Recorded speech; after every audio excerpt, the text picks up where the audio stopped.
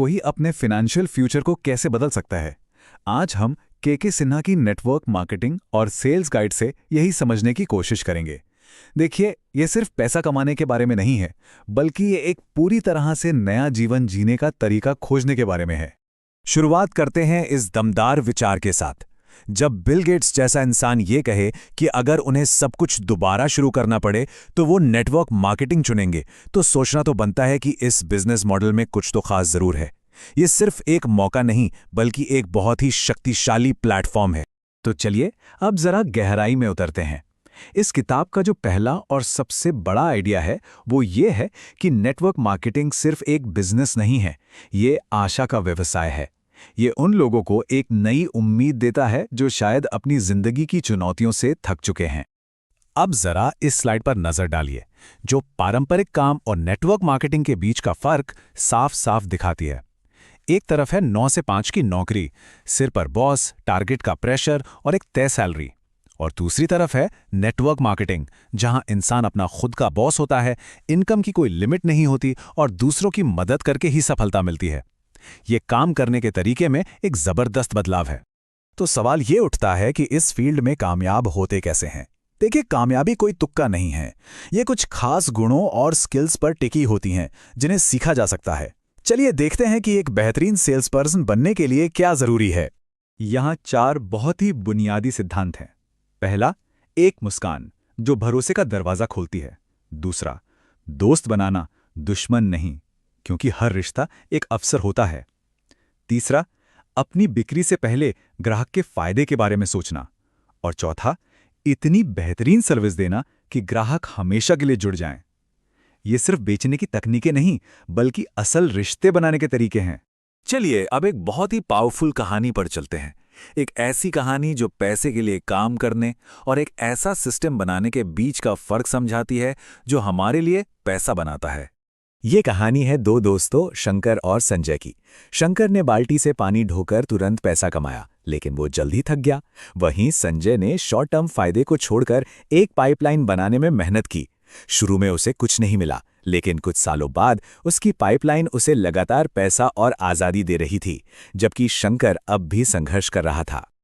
और ये कहानी हमें सीधे ले आती है एक्टिव और पैसिव इनकम के कॉन्सेप्ट पर। शंकर कमा रहा था एक्टिव इनकम, यानी समय के बदले पैसा। वहीं संजय ने बनाई पैसिव इनकम, एक पाइपलाइन, एक ऐसा सिस्टम जो उसके लिए काम करता है, भले ही वो खुद काम ना कर रहा हो। नेटवर्क मार्केटिंग का असली लक्ष्य यही पाइपलाइन बनाना है। लेकिन ये पाइपलाइन अकेले नहीं बनती। नेटवर्क मार्केटिंग में सफलता की नींव अपलाइन और डाउनलाइन के रिश्ते पर टिकी होती है। और ये रिश्ता सिर्फ बिजनेस पार्टनरशिप से कहीं बढ़कर है। ये है मेंटरशिप। इस रिश्ते की ताकत को समझने के लिए थॉमस एडिसन की ये कहानी देखिए। एक स्कूल ने उनकी मां को एक खत भेजा जिसमें लिखा था कि आपका बेटा मूर्ख है और कुछ नहीं सीख सकता। सोचिए, एक ऐसी चिट्ठी जो किसी भी बच्चे का भविष्य खत्म कर सकती थी। लेकिन उनकी मां ने अपने बेटे से कहा, तुम एक जीनियस हो, ये स्कूल तुम्हारे लिए बहुत छोटा है। उन्होंने उस पूरी कहानी को ही पलट दिया। उन्होंने अपने बेटे में वो यकीन भरा जब दुनिया उसे नकार रही थी। और वो लड़का कोई और नहीं, थॉमस एडिसन बना। ये विश्वास की ताकत को दिखाता है। एक अपलाइन की यही भूमिका होती है, अपनी डाउनलाइन में अटूट विश्वास जगाना। ठीक वैसे ही जैसे एडिसन की मां ने उनके लिए किया, खासकर तब जब वो खुद पर शक कर रहे हों।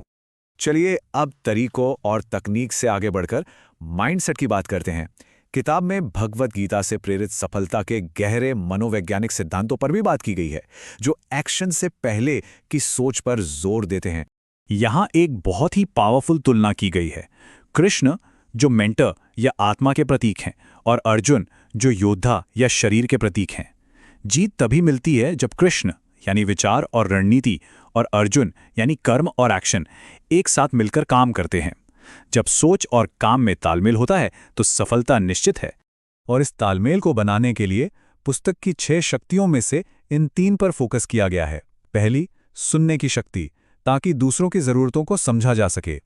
दूसरी, मदद करने की शक्ति, क्योंकि यह बिजनेस दूसरों को सफल बनाकर ही आगे बढ़ता है।